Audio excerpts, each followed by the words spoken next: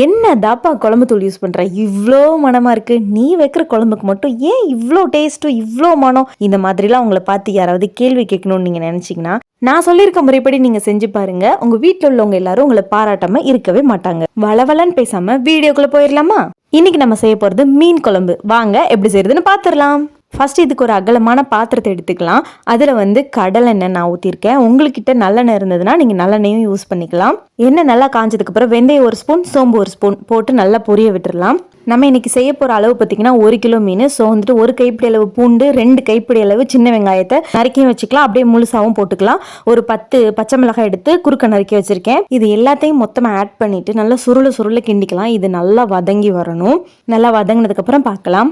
வெங்காயம், பூண்டு, பச்சை மிளகாய்லாம் அந்த எண்ணெயிலே நல்லா வதங்கினதுக்கு அப்புறமா நம்ம 2 கொப்பு கருவேப்பிலையை அது கூட ஆட் பண்ணி நல்லா பொரிய விட்டுடலாம். பிறகு நான் ஒரு 5 தக்காளி எடுத்து நீளமாக நறுக்கி வச்சிருந்தேன். அதையும் இது கூட ஆட் பண்ணி நல்லா வதங்க விட்டுடலாம். தக்காளி நல்லா வதங்கிறதுக்கு நான் இப்போ காட்டியிருக்க அளவு உப்பை ஆட் பண்ணி நல்லா வதக்கி விட்டுடலாம்.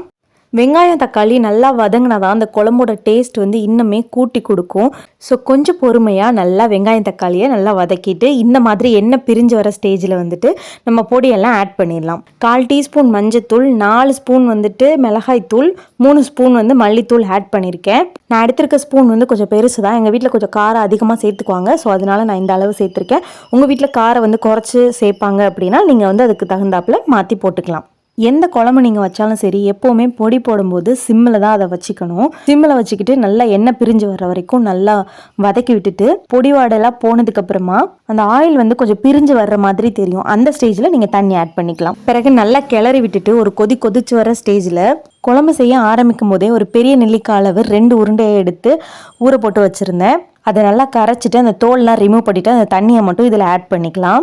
புளி தண்ணியை நீங்கள் ஆட் பண்ணதுக்கப்புறமா குழம்புக்கு தேவையான அளவு தண்ணியையும் இங்கே ஆட் பண்ணிக்கலாம். அதுக்கப்புறமா குழம்புக்கு தேவையான அளவு உப்பையுமே நீங்கள் இங்கே ஆட் பண்ணிவிட்டு நல்லா மலன்னு கொதிக்க விட்டுறணும். எந்த அளவுக்கு குழம்பு மலன்னு கொதிக்குதோ அந்த அளவுக்கு குழம்போட டேஸ்ட் இன்க்ரீஸ் ஆகிட்டே இருக்கும்.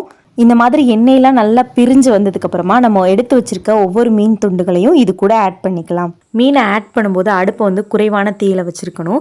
மீனை ஆட் பண்ணி முடிச்சதுக்கப்புறமா அடுப்பு ஃபுல்லாக வச்சுட்டு நல்லா மலன்னு ஒரு 5 நிமிஷம் கொதிக்க விடுங்க.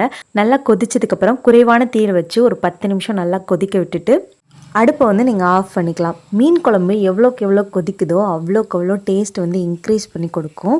சுட சாதம் வடித்து நீங்கள் அது கூட இதை வச்சு சாப்பிட்டிங்கன்னா தேனாமிர்தம் மாதிரி இருக்குங்க. வேற என்ன, இந்த மாதிரி உயிர் மீன் கிடச்சிச்சின்னா இந்த ஸ்டைலில் உடனே செஞ்சு பாருங்கள். அப்புறம் மறக்காமல் நம்ம சேனலை சப்ஸ்கிரைப் பண்ணி வச்சுக்கோங்க. லைக் பண்ணுங்கள், ஷேர் பண்ணுங்கள், செஞ்சு பார்த்துட்டு கமெண்ட்டில் சொல்லுங்கள். தேங்க்யூ.